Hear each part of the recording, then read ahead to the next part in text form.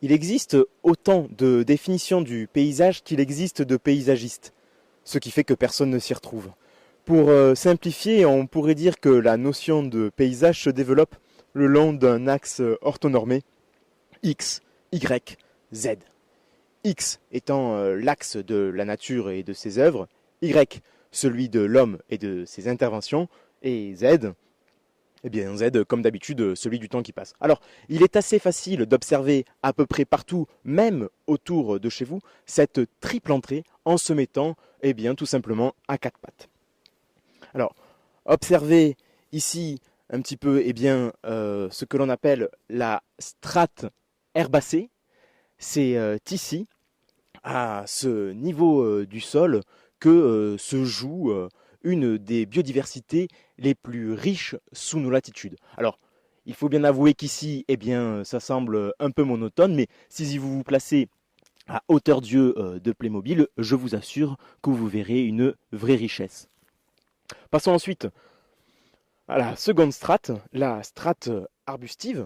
Et voyez un petit peu comme celle-ci occupe véritablement l'espace, prend peu à peu de l'envergure. Et à titre d'exemple, si vous glissez la tête dans un rosier, vous remarquerez deux choses. Premièrement, eh bien, que le paysage se referme, et deuxièmement, eh bien, que ça pique. Le paysage devient en quelque sorte impénétrable. Toujours dans cette continuité, observons à présent la troisième strate, la strate arborée.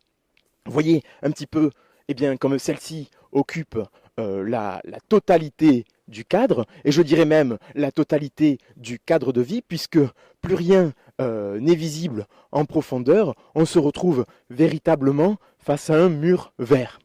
Alors, observons à présent eh bien, la dernière strate, la stratosphère.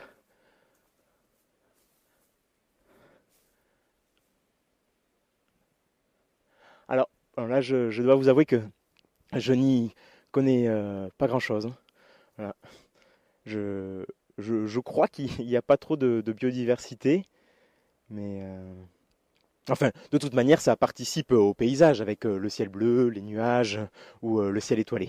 Voilà. Alors, ce qu'il faut retenir, c'est que si on laisse faire ces strates, eh bien, si elles font comme bon leur semble, si on ne jardine plus, si on ne fait plus d'agriculture, eh bien, ces strates vont faire ce que l'on appelle le climax, le climat au max en quelque sorte. C'est-à-dire qu'elles vont atteindre une telle densité que celle-ci va finir par s'étouffer sur elle-même. Or, si l'on reprend notre axe orthonormé du paysage, X seul semble, dans ce cas-là, dans l'impasse. Il faut donc évidemment la coupler avec Y, l'intervention humaine, pour que celle-ci crée des paysages. Et qui dit intervention humaine, eh bien, dit homme.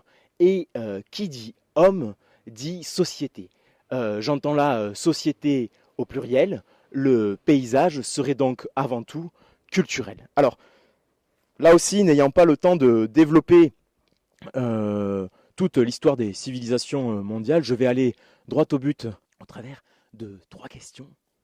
L'individu castor, l'être, s'arrête-t-il à ses moustaches ou à la limite de son barrage? Les Amérindiens posent la question. Comment les Inuits font-ils pour décrire leur paysage alors qu'ils ne le voient presque jamais avec cette satanée nuit éternelle qui dure presque 6 mois? Enfin, si en Asie, le paysage est la représentation du grand tout, alors comment peut-on mettre le grand tout dans un bol? Ah.